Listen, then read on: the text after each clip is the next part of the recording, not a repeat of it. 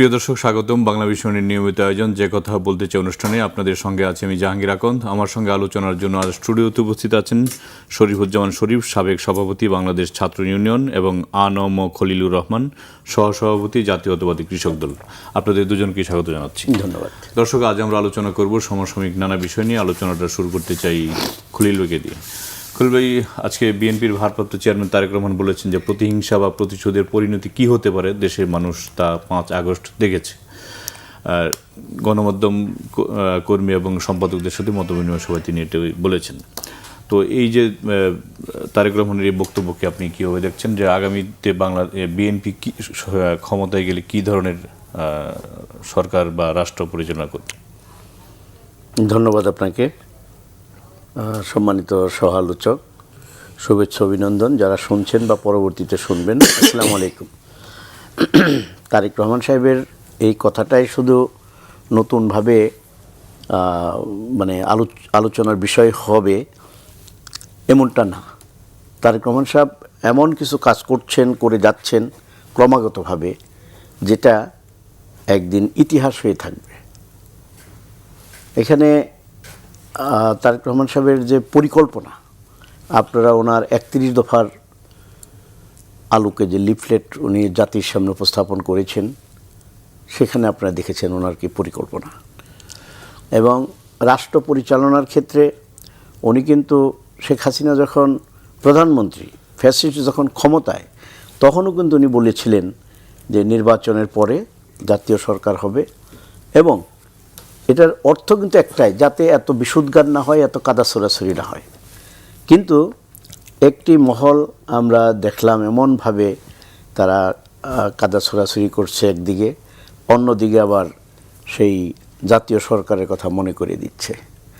কে কাকে মনে করিয়ে দিবে, এখান থেকে কিন্তু জনগণ অনেকটা স্পষ্ট হয়ে গেছে।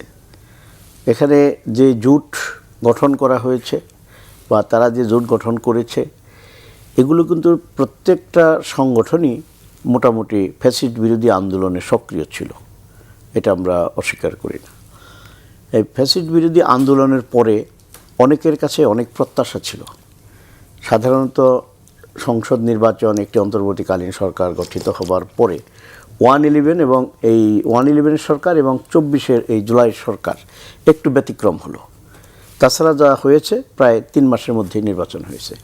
কিন্তু একটি মহল এই নির্বাচনকে পিছিয়ে দেওয়ার জন্যে নানাভাবে নানা কথা, তারা কখনো স্থানীয় সরকার নির্বাচনের কথা বলে আগে, কখনো পিআরের কথা বলে, কখনো আবার উপপ্রধানমন্ত্রীর প্রভিশন রাখতে হবে বিরোধী দলকে দেওয়ার জন্য, নানান কথা। এগুলো শুধুমাত্র এই নির্বাচনকে পিছিয়ে দেওয়ার একটা প্রক্রিয়া ছিল বলে দেশের মানুষ মনে করে। তা আমরা যেটা বলতে চাই যে জনাব তারেক রহমান বা জিয়া পরিবার, তারা সবসময় দেশের জন্যে, শহীদ রাষ্ট্রপতি জিয়া রহমান ঝুঁকি নিয়ে এদেশের স্বাধীনতা ঘোষণা করেছিলেন এবং অস্ত্র হাতে যুদ্ধে অংশগ্রহণ করেছিলেন। দেশনেত্রী বেগম খালেদা জিয়া আরাম আয়েশের কথা বাদ দিয়ে তার 2 সন্তানকে যেইভাবে নির্যাতন করা হয়েছে, সেই দিকে না তাকিয়ে উনি কিন্তু এই দেশ ছাড়েন নাই। উনি বলেছিলেন স্পষ্টভাবে যে দেশের বাইরে আমার কোনো ঠিকানা নাই, এই দেশ আমার ঠিকানা এই দেশেই। তাকে তার বাড়ি থেকে যেভাবে ট্রেনে হেসড়ে বের করে দেওয়া হয়েছে, তাতে করে এরা যেইভাবে, মানে মানুষ অনেকটা দেখা যায় যে আপনার সাথে আমি একটু মিসবিহেভ করলে আপনার মধ্যে একটা প্রতিক্রিয়াশীল অবস্থার সৃষ্টি হয়। কিন্তু তারেক রহমান সাহেবের বক্তব্য বিবৃতিতে আজ পর্যন্ত কোনো প্রতিক্রিয়াশীলতার নমুনা দেশবাসী পায় নাই। সুতরাং আমরা মনে করি যে জনাব তারেক রহমান সাহেবের নেতৃত্বে যে সরকার গঠিত হবে, সেই সরকার হবে জনগণের সরকার, সেই সরকার হবে দেশের মানুষের সরকার, এবং এই দেশের উন্নয়নের জন্যই সেই সরকার হবে, যেটা জিয়া পরিবার অতীতে প্রমাণ করেছে। শহীদ জিয়া, বেগম খালেদা জিয়া, আমার মনে হয় তাদেরই রক্ত এবং আদর্শের সন্তান জনাব তারেক রহমান, তিনিও ভালো কিছু করবেন যেটা মনে রাখবার মতো। শরীফ ভাই, যে তারেক রহমানের আজকে যে বক্তব্য, প্রতিহিংসা প্রতিশোধের পরিণতি কি হতে পারে দেশের মানুষ 5 আগস্ট দেখেছে, মতপার্থক্য থাকলেও তা আলোচনার মাধ্যমে কমিয়ে আনতে হবে। তো তার এই বক্তব্যকে একজন রাজনীতিবিদ হিসেবে আপনি কীভাবে বিশ্লেষণ করবেন? আপনাকে ধন্যবাদ, দর্শক শ্রোতাদেরকে ধন্যবাদ, সাথে আলোচককে শুভেচ্ছা। আমরা শেখ হাসিনার যে 15 বছরের শাসন, এই শাসন থেকে বের হতে চেয়েছিলাম। শেখ হাসিনার সাথে কারো ব্যক্তিগত শত্রুতা আমাদের ছিল না, বৈষয়িক কোনো বিরোধ ছিল না। তিনি বাংলাদেশের একটা রাজনীতি এস্টাবলিশ করেছিলেন যেখানে মানুষ তার ভোটাধিকার থেকে বঞ্চিত, যেখানে মানুষ ভোট কেন্দ্রে না গেলে একটা ফলাফল ঘোষিত হতো, বিপুল অর্থ পাচার হয়েছে, সামাজিক যে বিভাজন, অস্থিরতা, এই বিষয়গুলো ছিল। এবং এর ভেতর থেকে রাজনীতিতে একটা গুণগত পরিবর্তন হবে, সেই প্রত্যাশার জায়গা থেকে মানুষের দীর্ঘদিনের পুঞ্জীভূত ক্ষোভের বহিঃপ্রকাশ ছিল জুলাইয়ের গণঅভ্যুত্থান। সেই জুলাইয়ের গণঅভ্যুত্থান আমাদের রাজনীতিতে এখন পর্যন্ত ইতিবাচক পরিবর্তন আনতে পারেনি। আজকেও সকালবেলায় দেখলাম চট্টগ্রাম বিশ্ববিদ্যালয়ের একজন শিক্ষককে তাড়া করে তাকে টানা হেঁচড়া করতে করতে নিয়ে যাওয়া হলো প্রক্টর অফিসে। কারা নিয়ে গেলেন? সেখানকার শিবিরের নেতারা, সেখানকার চাকসুর নেতারা। তার অপরাধ কি? তিনি জুলাই অভ্যুত্থানের বিপক্ষে তার অভিমতটা দিয়েছিলেন। জুলাই অভ্যুত্থানের বিপক্ষে অভিমত দেওয়া বাংলাদেশে এখন শাস্তিযোগ্য অপরাধ, যদিও সংবিধান সেই কথাটা বলেনি। জুলাই অভ্যুত্থানের বিপক্ষে এবং ওই অভ্যুত্থানে যারা অংশগ্রহণ করেছিল তারা সবাই রাজাকার, এটা যেমন শেখ হাসিনা বলেছিলেন, কিশোরগঞ্জের মেজর আখতারুজ্জামানও বলেছিলেন। কিন্তু কিশোরগঞ্জের মেজর আখতারুজ্জামান যেহেতু জামাতে যোগ দিয়েছেন, সুতরাং তার 7 খুন মাপ। আমাদের এখানে গণ অভ্যুত্থানের পরে রাজনৈতিক সংস্কৃতিকে বিষিয়ে তুলেছে জামাত। আমাদের এখানে গণ অভ্যুত্থানের পরে বিভাজনটা তৈরি করেছে জামাত। এবং এই যে প্রতিহিংসার যত ধরনের ঘটনা, প্রত্যেকটি ঘটনার সাথে তারা যুক্ত। বেগম খালেদা জিয়ার মৃত্যুর পর সারা দেশ যখন শোকের ভেতরে ভাসছে, তখনও তার মৃত্যুকে কেন্দ্র করে, মৃত্যুকে নিয়ে নানা ধরনের সামাজিক মাধ্যমে মন গড়া, অশ্লীল, অশ্রদ্ধামূলক বক্তব্য তারা নিয়ে এসেছে। আমি এবার আসি গণঅভ্যুত্থানের পরে রাজনীতিতে পরিবর্তনের জায়গা। আমি এখন পর্যন্ত দেখি আমাদের এখানে গণঅভ্যুত্থানের পরে আমরা যে নতুন রাজনীতি নির্মাণ করার স্বপ্ন আমাদের ছিল, সেটি পারিনি। এখন পর্যন্ত আওয়ামী লীগের রাজনীতিকে কেন্দ্র করেই আওয়ামী লীগের কোন কোন জায়গাটা খারাপ, তারা কি কি করেছে, তাদেরকে কিভাবে প্রতিশোধ নিতে হবে, তাদেরকে এখান থেকে কিভাবে বের করে দিতে হবে, মোটামুটি এই ধারার রাজনীতির মধ্যে আমরা আছি। নতুন রাজনীতি হয়নি, কিন্তু সেখানে আমি দেখতে পাচ্ছি তারেক রহমান রাজনীতিবিদ হিসাবে তার একটা প্রচেষ্টা তিনি শুরু করেছেন। এবং আমাদের এখানকার রাজনীতির বেসিক যতগুলো মারাত্মক ভাইরাস আছে, তার একটা ভাইরাস হচ্ছে এই যে প্রতিহিংসার রাজনীতি। এই প্রতিহিংসার রাজনীতির জায়গা থেকে বিএনপির যখন ক্ষমতায় ছিল তাদের মধ্যেও কতগুলো আপনি সমালোচনা করার মতন আছে, কিন্তু তার থেকে ইম্পর্ট্যান্ট হচ্ছে যে বিষয়টাকে অনুধাবন করা, যেটা আজকে তারেক রহমান তিনি বলছেন, তিনি অনুধাবন করছেন যে এখান থেকে আমাদের জাতিকে, আমাদের রাষ্ট্রকে একটা ঐক্যবদ্ধ জায়গায় নিয়ে আসাটা সব থেকে ইম্পর্ট্যান্ট। এবং এই প্রতিহিংসার রাজনীতির ফলাফল কি হয় বাংলাদেশের মোটামুটি সব রাজনৈতিক দলই জানে, তাদের কতগুলো অভিজ্ঞতাও আছে। সেখান থেকে আমরা যদি বের হতে পারি, এটি হবে আমাদের এই সময়কালে এই যে উপলব্ধি, এই যে অনুভূতি, এই অনুভূতির ভেতর থেকে আমাদের যে সুযোগটা তৈরি হচ্ছে, সেই সুযোগটাকে আমরা কাজে লাগাতে পারবো কিনা। আজকে মিডিয়ার সাথে যে বৈঠকটি হয়েছে, সেই বৈঠকে যারা অংশগ্রহণ করেছেন, মাত্র কয়েকদিন আগে আমরা দেখলাম ঘৃণা ছড়িয়ে দেশ এবং দেশের বাইরের থেকে সরকারের নীরবতার সুযোগ নিয়ে এই ঘটনা কেবলমাত্র 25শে মার্চ দেখা গিয়েছিল, যে মিডিয়া পত্রিকা অফিসে আগুন জ্বালিয়ে দেওয়া, ঠিক সেই ঘটনাটি ঘটল। এবং এর সূত্রপাতটা কোথায়? সূত্রপাতটা হচ্ছে যে ঘৃণার রাজনীতি, প্রতিহিংসার রাজনীতি, পরস্পরকে নিশ্চিহ্ন করে দেওয়ার রাজনীতি। সেই রাজনীতিটা বাইরে আসার জন্য তারেক রহমানের যে আগ্রহটা, তার যে আকাঙ্ক্ষাটা, আমি এটাকে খুব ইতিবাচকভাবে দেখি। তবে আমাদের এখানে সমস্যা হলো, আপনি যদি ভালো কোনো কাজেও যেতে চান, আমরা নানাভাবে পেছনের অনেকগুলো হয়তো তিক্ততা, কতগুলো ঘটনা, যে ঘটনাগুলো হয়তো সত্য, কিন্তু কখনো কখনো সত্য উচ্চারণ করার ক্ষেত্রে একটু ধীরে চলতে হয়। আমরা এখান থেকে আজকে আমার কাছে খুবই ভালো লেগেছে, মিডিয়ার সাথে কথা বলার সঙ্গে সঙ্গে তিনি স্টেজ থেকে নেমে গিয়ে আমাদের যে ক্যামেরার যারা দায়িত্ব পালন করেন, ফটো সাংবাদিক যারা, ক্যামেরা পার্সন যারা, আসলেই কিন্তু আমি দেখেছি, কখনোই দেখিনি যে তাদেরকে কোনো জায়গা থেকে অ্যাড্রেস করা হয়। যিনি তাদের কাছে গিয়েছেন, তাদের সাথে হাত মিলিয়েছেন। তারপরে গত দেশে আসার পর থেকে অনেকগুলো জায়গায় আমরা চ্যালেঞ্জের জায়গাটা কি তার এই যে পরিবর্তন করার যে স্বপ্নটা, সেই স্বপ্নর সঙ্গে তিনি এই টিমটার কমান্ডার হিসাবে তিনি স্বপ্নগুলো দেখছেন, কিন্তু তার সাথে যারা আছেন এই স্বপ্নটাকে যারা বাস্তবায়িত করবেন, A to Z অথবা A থেকে W পর্যন্ত সবাইকে যদি আপনি এই ভাবনার মধ্যে নিয়ে আসতে না পারেন, তাহলে আপনার স্বপ্ন পুরোপুরি বাস্তবায়িত হবে না। সুতরাং এই জায়গায় তারেক রহমানের যে সদিচ্ছাটা, এটাকে অ্যাপ্রিসিয়েট করে ইতিবাচকভাবে দেখি। বাংলাদেশে রাজনীতিতে ওই যে জামাতের যে প্রবণতাটা দেখলাম, ঘুরে ঘুরে আজকে সকালবেলায় দেখলাম আমার এলাকায় বাগেরহাটে, সেখানকার জামাতের মনোনীত প্রার্থী তিনি জেলা আওয়ামী লীগের সহসভাপতির বাসায় গেছেন তার কাছে দোয়া আনার জন্য। তো আপনি যখন দোয়া আনছেন, তখন সে আওয়ামী লীগের ফ্যাসিবাদের দোসর বা অনুসর, এটা অনুসারী না। কিন্তু আমি যদি আপনার সাথে একটু রাস্তায় সালাম বিনিময় করি, আমি আপনার মানে আওয়ামী লীগের দোসর হয়ে গেলাম।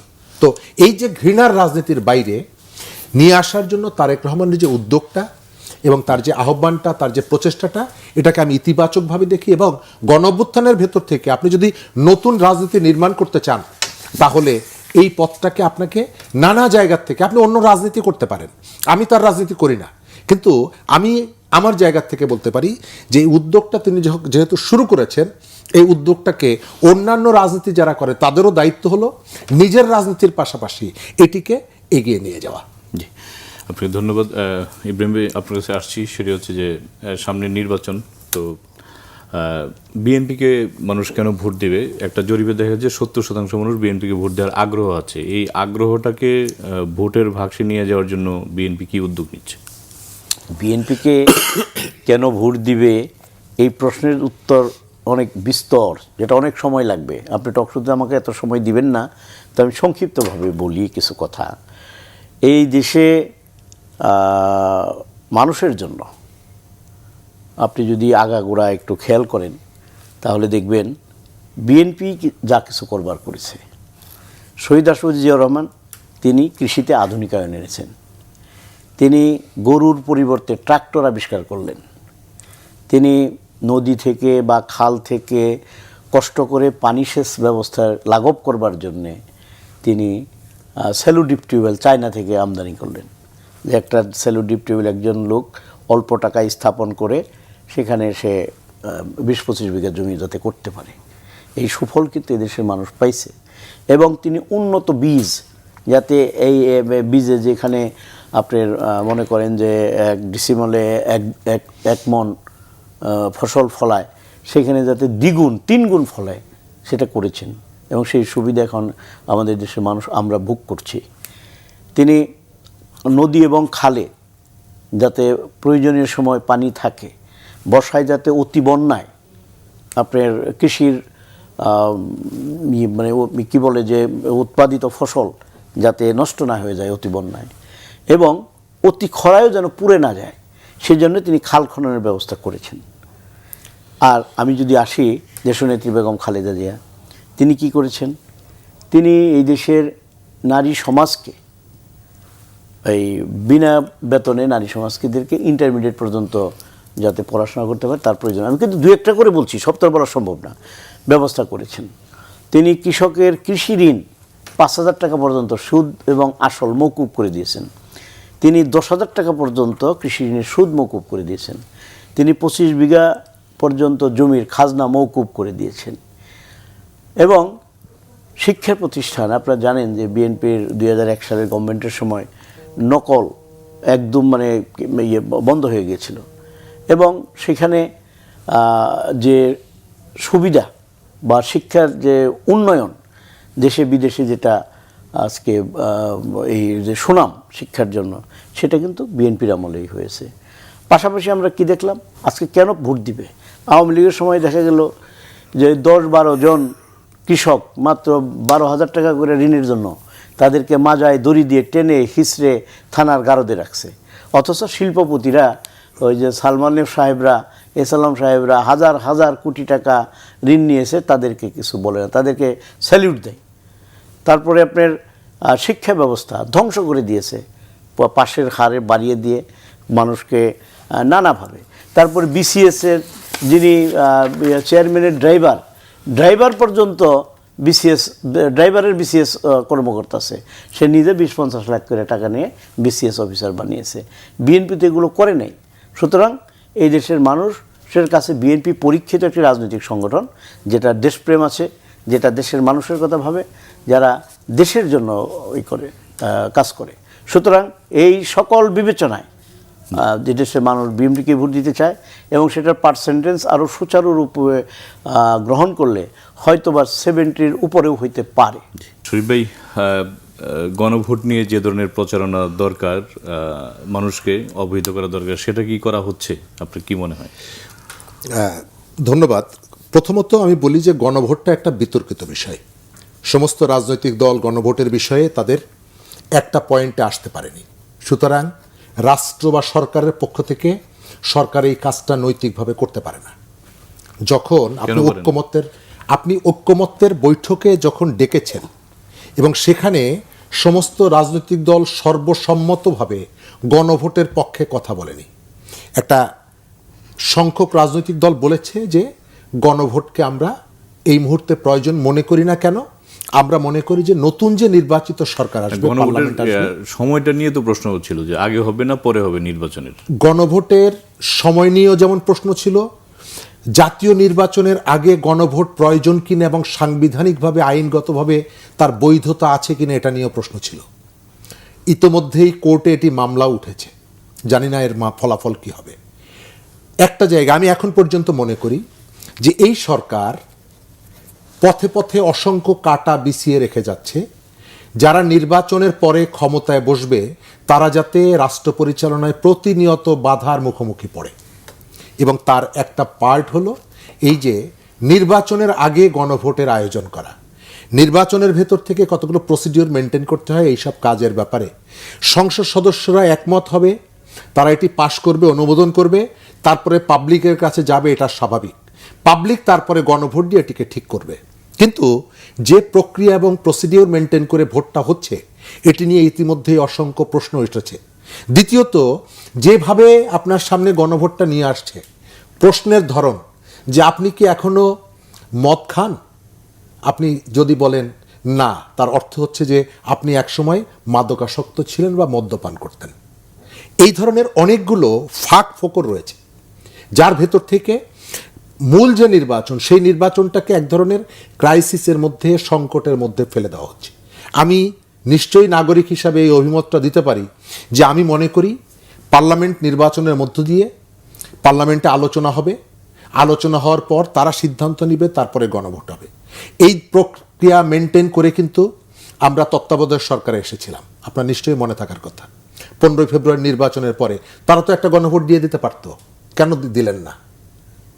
দিয়ে দিতে পারতেন, কেন দিলেন না? কারণ কতগুলো জায়গা আপনাকে সংবিধান মেনে চলতে হয়। যেহেতু এই সরকারটা এখন পর্যন্ত বলে যে সংবিধানের অধীনে, কিন্তু সরকার অনেকগুলো জায়গায় সংবিধানের ধার কাছে যাচ্ছে না এবং নতুন নতুন সংকট তৈরি করে। এই মাত্র দেখলাম BBC অনলাইনে একটা বড় রকমের সংকট তৈরি হচ্ছে। ডোনাল্ড ট্রাম্প গাজার জন্য একটা স্পেশাল বাহিনী তৈরি করছেন। আমাদের নিরাপত্তা উপদেষ্টা খলিলুর রহমান এই মুহূর্তে আমেরিকা আছেন এবং তিনি আমেরিকাকে প্রস্তাব দিয়েছেন বাংলাদেশ ওই বাহিনীতে সৈন্য পাঠাতে চায়, যে বাহিনীটা গাজায় ইসরায়েলি বাহিনীর প্যারালাল বা তাদেরকে নানাভাবে সহযোগিতা করছে। এই ধরনের একটা খুবই স্পর্শকাতর বিষয়ে বাংলাদেশের পলিটিক্যাল পার্টিগুলোর সাথে কি তারা কথা বলছে? এই যে প্রস্তাবটা তিনি নিয়ে গেলেন, এই খলিলুর রহমানকে গত 15 বছর আপনি দেখেছেন কোথাও? এই খলিলুর রহমানকে গত 15 বছর আপনি কোথাও দেখেছেন? সেই খলিলুর রহমান ডক্টর মোহাম্মদ ইউনূসের আগ্রহে এসে আপনি দেখছেন একের পর এক করিডোর দিতে হবে। এই ধরনের স্পর্শকাতর বিষয়গুলোতে পলিটিক্যাল পার্টিগুলোর সাথে আলোচনা ছাড়া সংকট তৈরি করছে। এবং গণভোটের যে পয়েন্টটা বললাম, এটা আমাদের সামনের নির্বাচনটা আমার প্রথম যেটা মনে হয় যে আমাদের এখানে একটা নির্বাচিত সরকার আসা দরকার। গত 10 দিনে আজকে মানে এই বছরের প্রথম 10 দিনে এই পর্যন্ত 20 জন মানুষ খুন হয়েছে সারা দেশে। আইন শৃঙ্খলা পরিস্থিতির অবস্থাটা বোঝেন। এটাতে আসবো একটু পরে। একটা অংশ ধর্ম বিক্রি করে নানা জায়গায় ভোট চাইছে, বেহেশতে পাঠানো যাবে, বেহেশতে পাঠিয়ে ভোট নিয়ে। অথচ আমরা গত 50 বছর ধরে বলে আসছি, 40 বছর ধরে বলে আসছি যে নির্বাচন এবং রাজনীতিতে ধর্মের কালো টাকার ব্যবহার যেমন স্বাভাবিক নির্বাচনকে ব্যাহত করে, একইভাবে ধর্মের ব্যবহারও স্বাভাবিক নির্বাচনী প্রক্রিয়াকে ব্যাহত করে। আপনি দেখছেন একের পর এক বলছে যে এটি নাকি ওই যে হযরত ইব্রাহিমের কোরবানির থেকেও গুরুত্বপূর্ণ।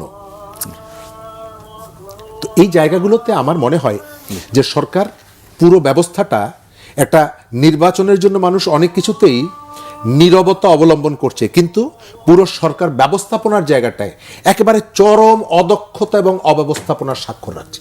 জি, আপনাকে ধন্যবাদ।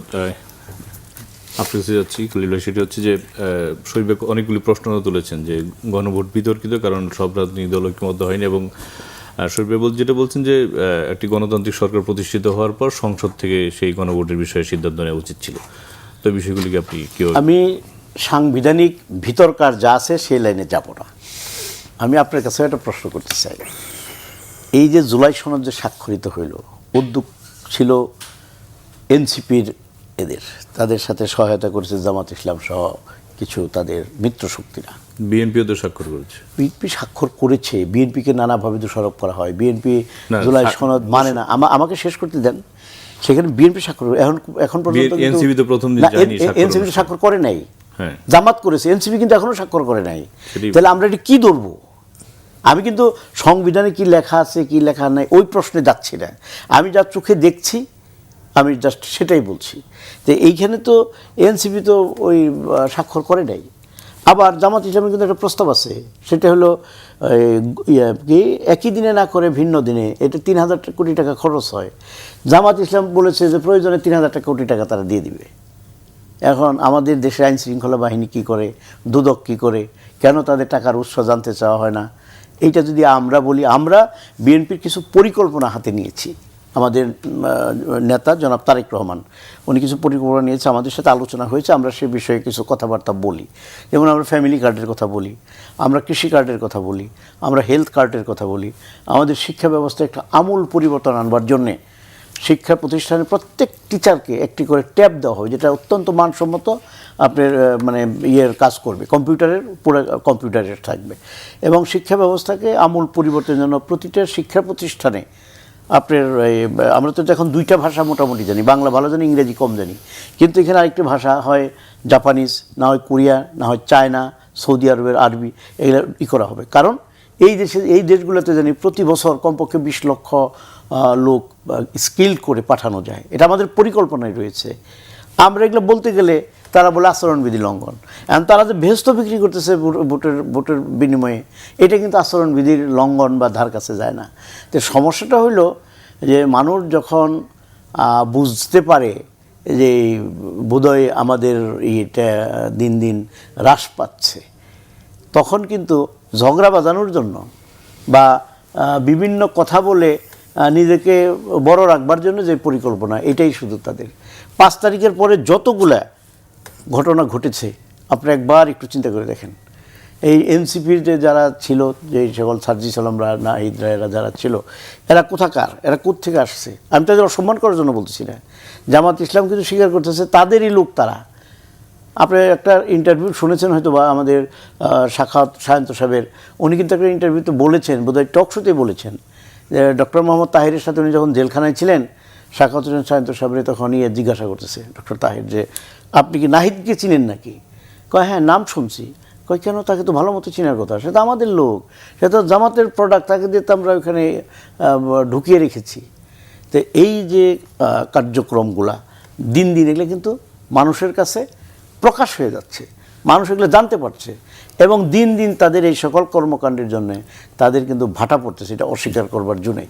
তো আমরা যেটা মনে করি যে আগামী নির্বাচন নিছক একটি ভোট দেওয়ার জন্য নির্বাচনটা না, 17 বছরের ফ্যাসিস্ট যেইভাবে রাষ্ট্র পরিচালনা করেছে, ভবিষ্যতে কেউ যেন ফ্যাসিস্ট হতে না পারে, সে সুযোগ যেন না থাকে, ভবিষ্যতে রাষ্ট্রের অর্থ যেন কেউ লুপাট করতে না পারে এবং শিক্ষা ব্যবস্থাকে যাতে কেউ ধ্বংস করতে না পারে, তার জন্য প্রয়োজনীয় ব্যবস্থা গ্রহণ করতে হবে এই নির্বাচনে ভোট দিয়ে, সরকার গঠনের মধ্য দিয়ে।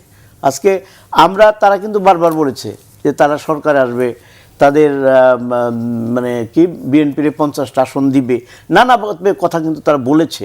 এগুলো তো রেকর্ডেড, এটা তো আমার বানানো মন গড়া কথা নয়। তো এই যে কথাবার্তা বলে দেশের পরিবেশটাকে নষ্ট করছে। আপনি যে জানেন যে আমাদের বিএনপির চেয়ারম্যান জনাব তারেক রহমান, ওনার একটা উত্তরবঙ্গে সফর ছিল 4 দিনের। সেখানে ওনার উদ্দেশ্য ছিল কি, জুলাই আন্দোলনে যারা শহীদ হয়েছেন তাদের কবর জিয়ারত করবেন, মাওলানা ভাসানী সাহেবের কবর জিয়ারত করবেন, এবং উনি ওনার গ্রামের বাড়ি বগুড়াতে একটু যাবেন, কিন্তু সেটা বন্ধ করে দেওয়া হয়েছে। এখন আমি যদি প্রশ্ন করি যে উনি গ্রামের বাড়িতে গেলে দোষ হয়, আপনার জামাতের বা অন্যান্য প্রার্থীদের খোঁজ নিয়ে দেখেন তারা এখন কোথায়, গ্রামের বাড়িতে না ঢাকাতে, নির্বাচন বাদ দিয়ে গুটিয়ে রয়ে গেছে। যারা এগুলা বলে তারা কিন্তু ঠিকই নির্বাচনী কার্যক্রম করতেছে, বা পক্ষান্তরে আমাদেরকে এসে বাধাগ্রস্ত করার একটা প্রক্রিয়ার মধ্যে তারা চলে গেছে। শরীফ ভাই, আপনি আগের আলোচনায় আইন শৃঙ্খলা নিয়ে কিছুটা কথা বলতে চেয়েছিলেন। তো এখন যে আইন শৃঙ্খলা পরিস্থিতি নির্বাচনের আগে, সেটি কতটা সন্তোষজনক? এবং গত 2-3 দিন আগেও স্বেচ্ছাসেবক দলের ঢাকা মহানগর উত্তরের আহ্বায়ককে আপনার গুলি করে হত্যা করা হয়েছে। তো এইসব পরিস্থিতিতে আসলে নির্বাচনের জন্য কতটা স্বস্তিদায়ক? ধন্যবাদ। আমি ভাইয়ের সাথে আরেকটা কথা একটু যুক্ত করি আর কি। সেটা হচ্ছে যে আপনি একটা দোকানের সামনে দাঁড়িয়ে চিৎকার করে সবাইকে ডাকছেন, আসেন ভাই ইলিশ মাছ কিনে নিয়ে যান। তো আপনাকে আমি জিজ্ঞেস করলাম যে আপনি কিনবেন না? বলছেন না, আমি কিনবো না। সবাইকে আপনি কেনার জন্য আহ্বান জানাচ্ছেন, কিন্তু আপনি কিনবেন না। আপনি জুলাই সনদে স্বাক্ষর করেননি, আপনি সবাইকে গণভোটে অংশগ্রহণ করতে বলছেন কেন? আপনি যেটা স্বাক্ষর করেননি মানে সেটাকে আপনি ওন করেন না। তাহলে সেখানে আপনি এনসিপির কথা আমি বলছি, এনসিপি স্বাক্ষর করলো না, কিন্তু এখানে গণভোটে অংশগ্রহণ করে হ্যার পক্ষে ভোট দিতে বলছে। অর্থাৎ এটি নিয়ে যদি কোনো ভবিষ্যতে বিতর্ক তৈরি হয়, তো তারা বলবে যে আমরা তো স্বাক্ষর করিনি। যদি কোনো রেসপন্সিবিলিটি, এটি আপনার। তো রাজনীতিতে আসলে ধোঁকাবাজিটা চলে না, এগুলো ধোঁকাবাজি। আপনি সকালে বলছেন আমি বিভিন্ন দলের সাথে বৈঠক করছি, যারা আসন বেশি দিচ্ছে আমরা তাদের সাথে যাচ্ছি। আবার এর আগে আপনি বলেছেন যে আপনি একটা নতুন রাজনীতি করতে চাই। এই যে ধোঁকাবাজিগুলো চলছে, আইন শৃঙ্খলার জায়গায় আইন শৃঙ্খলা উত্তরণের জন্য সরকারের যে দায়িত্ব ছিল, সরকার সেই দায়িত্ব পালন করেনি। এখন পর্যন্ত মব আছে। আজকে চট্টগ্রাম বিশ্ববিদ্যালয়ে যেটা হয়েছে এটা মব, এবং এই মবের পক্ষে সরকারের পক্ষ থেকে স্পষ্ট সমর্থন করা হয়েছে। যখন ঢাকায় এই যে প্রথম আলো ডেইলি স্টারে আগুন দিয়ে পুড়িয়ে ভস্ম করে ফেলা হয়েছে, উদিচি সায়ানটে আগুন দেওয়া হয়েছে, আপনি কয়জনকে গ্রেপ্তার করেছেন এই পর্যন্ত? যারা চট্টগ্রাম জাহাঙ্গীরনগর বিশ্ববিদ্যালয়ের যে নেতা বা রাজশাহী বিশ্ববিদ্যালয়ের যে ভিপি প্রকাশ্যে বলেছে সব তছনছ করে দিতে হবে, আপনি তাদেরকে গ্রেপ্তার করেননি। অর্থাৎ আপনি যদি অপরাধীকে আশ্রয় প্রশ্রয় দেন, অন্যদিকে আপনি মানুষকে বিভ্রান্ত করেন। গতকালকে যুবদলের স্বেচ্ছাসেবক দলের যে নেতাকে হত্যা করা হয়েছে, 3 শুটারকে গ্রেপ্তার করা গেছে, তাদেরকে ঢাকার বাইরে থেকে গ্রেপ্তার করেছে পুলিশ। তার অর্থ হলো আমাদের শৃঙ্খলা বাহিনীকে নানা রকমের সংকটের মধ্যেও স্বাধীনভাবে তাদেরকে কাজ করতে দিলে তারা কাজ করতে পারে, কিন্তু আপনি তো এখানে স্বাধীনভাবে কাজ করতে দেন নাই। আপনি 3 জন 5 জন 50 জন পুলিশের জন্য পুরো বাহিনীকে আপনি যেভাবে আক্রমণ করেছেন গত 1 বছর, সেনাবাহিনীর 5 জন সদস্যের জন্য আপনি পুরো বাহিনীকে যেভাবে আক্রমণ করেছেন গত বছর, দেশ এবং দেশের বাইরের থেকে একটা বাহিনীর বিরুদ্ধে যে ধরনের অপপ্রচার করা হয়েছে, এখন পর্যন্ত এটিকে আপনারা যেভাবে ওসমান হাদির হত্যাকে কেন্দ্র করে যেভাবে সেনাবাহিনীর বিরুদ্ধে বিষোদ্গার করা হচ্ছে, যারা সেনাবাহিনীর ক্যান্টনমেন্টের ইট একটা একটা করে খুলে আনার হুমকি দিয়েছে আমাদের প্রধান উপদেষ্টা ডক্টর ইউনূস, তাদেরকে নিয়ে একসাথে বসে চা খেয়েছে, কফি খেয়েছে। সুতরাং বাহিনীগুলো যে কাঙ্ক্ষিত ভূমিকা পালন করতে পারেনি বা পারছে না, তার দায়িত্ব আমি এই বাহিনীকে দিব না, আমি তার জন্য সরকারকে দিব। সরকার চায়নি বলে এই বাহিনীগুলো দায়িত্ব পালন করতে পারেনি বা করেনি। আজকে যেটা বলা হচ্ছে ইতিহাসের সব থেকে একেবারে শ্রেষ্ঠ নির্বাচন হবে, আমি মাঝে মাঝে বলি যে স্বপ্নে আপনি যখন খাবেন তখন বিরিয়ানি খাওয়াই ভালো। এটা এক ধরনের স্বপ্ন, এটা আসলে বাস্তবতা না। আমাদের ডক্টর ইউনূস সাহেব সহ যারা আছেন, একটা ইউনিয়ন পরিষদের নির্বাচন কন্ডাক্ট করার এক্সপিরিয়েন্স তাদের নাই, সুতরাং তারা এখানে বসে এই ধরনের কথাগুলো বলছে। গত কয়েকদিন আগে আপনার খেয়াল আছে বিডিআর হত্যাকাণ্ড নিয়ে পুলিশের প্রধানকে এখন যিনি আছেন বাহারুল আলম, তাকে তার বিরুদ্ধে যেভাবে সোশ্যাল মিডিয়া সহ রাস্তায় যে ধরনের মব ক্রিয়েট করা হয়েছে, অর্থাৎ এই সমস্ত জায়গাগুলোতে দায়িত্ব পালনের জন্য যে ধরনের আপনার একটা মানে সহনীয় একটা পরিবেশ দরকার, সেগুলো তো আমরা এদেরকে দিচ্ছি না। সুতরাং এই যে নির্বাচন, আমরা যতই বলি না কেন এই নির্বাচন শান্তিপূর্ণ হবে, আমার মনে হয় না, না চাইলেও এটি একটি রক্তাক্ত নির্বাচনের দিকে যাচ্ছে। আমরা আর 2 মিনিট পাবো। আপনার কাছে যাচ্ছি, সেটা হচ্ছে অন্য একটা প্রসঙ্গে। সেটা হচ্ছে যে গেল 2 সপ্তাহ ধরে বাজারে এলপি গ্যাসের সংকট, সেটার কোনো সুরাহা নেই। তো সরকার কি করা উচিত বা কেন দৃশ্যমান হচ্ছে না সরকারের পদক্ষেপ? এটা দুঃখজনক, কারণ আমরা তো যে কোনো বিষয়ে মানে অন্যের উপর দোষ চাপিয়ে দিই। তো এখন তো অন্য কেউ নেই, এরা তো নিরপেক্ষ দেখে তাদেরকে দেওয়া হয়েছে। তাহলে সেই মুনাফাখোরদের কি এরা শেল্টার দেয় না? কেন এটা হয়? এটার জন্য আমি উদ্বেগ প্রকাশ করছি, দুঃখ প্রকাশ করছি। তবে এরকমটা হওয়া উচিত না। অন্তর্বর্তী সরকারের অনেক দায়িত্ব আছে, প্রতিটা সেক্টর তাদেরকে দেখাশোনা করা উচিত। এলপি গ্যাস তো সমস্ত গ্যাসের বিষয়ে তাদের সহনীয় পর্যায়ে নিয়ে আসা উচিত অনতি বিলম্বে। এলপি গ্যাস নিয়ে আপনার গ্যাস নিয়ে আসলে সরকারের অব্যবস্থাপনা, অপরিকল্পনা, সরকার বুঝতেই পারে না যে কি হতে যাচ্ছে। সরকার চাইলে পারে, গত রোজার ঈদের সময় বাজার নিয়ন্ত্রণ করতে পেরেছিল যে সেই সরকার এখন নিয়ন্ত্রণ করতে পারে না কেন? ইচ্ছা করে না, তাই পারে না। তাদের সেই সক্ষমতা আছে। এই জায়গাটায় বড় বড় ব্যবসায়ীদের স্বার্থটা হচ্ছে মুখ্য। আপনার আমার পকেট থেকে একটা সিলিন্ডারের জন্য 1200-1500 টাকা যদি নিয়ে যায়, আমি 1200-1500 টাকা দেখলাম, কিন্তু এটি যখন একটা জায়গায় আসে বিপুল টাকা হয়ে যায় এবং এই টাকাটা চলে যায় বড় ব্যবসায়ীদের কাছে। সুতরাং সরকার এবং বড় ব্যবসায়ী একই সাথে গাথা, নয়নের অংশ যেমন নয়নের পাতা। এদের দায়িত্ব হচ্ছে এই ধরনের লুটেরাদেরকে সহযোগিতা করা। আপনাদের দুজনকে ধন্যবাদ জানাচ্ছি। আমরা একেবারেই শেষ প্রান্তে। প্রিয় দর্শক, আজ এ পর্যন্তই। ভালো থাকবেন, সুস্থ থাকবেন, সে প্রত্যাশায় আজকের মতো এখানে বিদায় চাইছি।